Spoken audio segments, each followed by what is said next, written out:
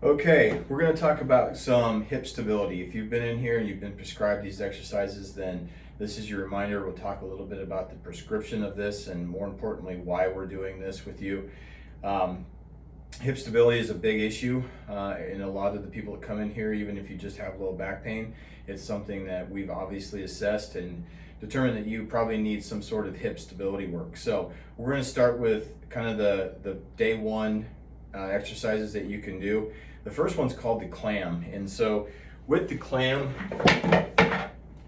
the important part about this is the control of what's happening while you're going through this exercise. So the first thing is position. So we want your back pretty much straight up or perpendicular to the surface you're laying on. So if you're on a bed or a couch, we want a straight line from your back to the surface down below. Next, we want you to be able to monitor where the exercise is coming from. So what I probably have had you do is to put one thumb on the top of the hip and your fingers in the back pocket. And so this is important. This is where a lot of these exercises kind of go wrong when they're just prescribed randomly, is that if you just raise the knee up towards the ceiling and back down and go really fast, you don't really know where you're getting this muscle activation from. And so what's important with the Clam is that we get glute activity. And so we want to feel most of the muscle contraction in the back two fingers that are in the pocket and not on top of the thumb. Now, if you're a runner and you've been prescribed this because of IT band syndrome or patellofemoral syndrome, this is extremely important because this little muscle where the thumb is actually what's causing the IT band syndrome. And so it's that switching of muscle from a glute stabilization path to one that's taking over on the outside part of the hip, which is what ties into the IT band, which is what ties into the knee. And we need to switch that pattern. And so where the muscle activity is coming from is extremely important. The other important part about this is that this is not a strengthening exercise, so to speak. It's a build-in endurance and change the pattern in your brain exercise, which is more important. So we want to control what's called the eccentric action, which is the return to start part of this.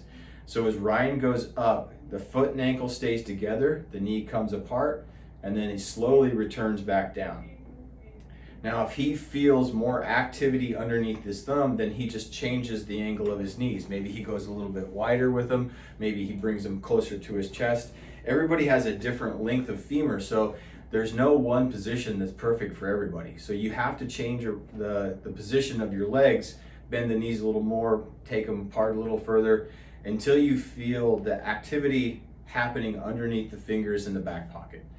And the prescription for this typically is we want to have 3 rounds of 6, unless you start to fatigue out. Then we want you actually to go back down to maybe another number lower, maybe say 4. So it's up towards the ceiling with the knee, and then a slow, at least a 3 count in your head to return to start. A lot of times we'll add a resistance band, so we'll slide these around his feet. So if you've been given this exercise, you probably also have been given one of these loops, and that adds a little bit more resistance. It's actually easier to get the right activation with a little resistance than it is against air. So in this case, I actually prefer the resistance band, so I probably have given this to you. And then we do 3 rounds of 6 to 8. We don't ever really go over 10 because it's not a strengthening exercise. We just want you to be able to turn on the right muscles while keeping the wrong ones turned off, which is that muscle on top of the hip. The next thing we can do from here, we can add in a little more glute stability, is to have Ryan lay on his back here. We go a little wider than shoulder width apart with the feet here. What I tell people to do with this glute bridge is I ask them to push their feet down into the table. The reason I do that is I want to turn the hamstrings off, and that actually helps quiet the hamstrings while we do this. We keep the tension on the band, so we take the knees apart, and then we just slowly raise the hips up off the table. And then we pause and we slowly return. So again, we want to kind of work that eccentric phase. The pushing of the feet into the table or floor or the bed or wherever you're doing this, if you're doing this at the gym before you do your workout, then that turns the hamstrings off. We don't want a hamstring heavy pattern here. We want a glute heavy pattern. And so the more things we can do to turn off the other surrounding muscles, the better it is for this exercise. This one we're gonna do a little more. So we're gonna do 3 rounds of 10. If this is a warm up before a workout, then we really wanna just work on the contraction at the top and the slow return. And again, we're gonna do 2 to 3 rounds of 10 prior to your workout. So if you've been prescribed these exercises, this is your reminder, and this is why we're giving these to you. It's more a part of changing what's going on as far as patterning of muscles, so we don't have the wrong muscles working while the wrong ones are the right ones are turned off. And so this is the Clam and the Glute Bridge. Thank you. Nice. If this is a warm up before a workout, then we really want to just work on the contraction at the top and the slow return.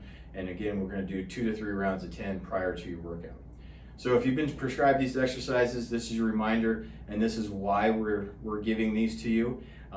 It's more a part of changing what's going on as far as patterning of muscles, so we don't have the wrong muscles working while the wrong ones are the right ones are turned off. And so this is the Clam and the Glute Bridge. Thank you.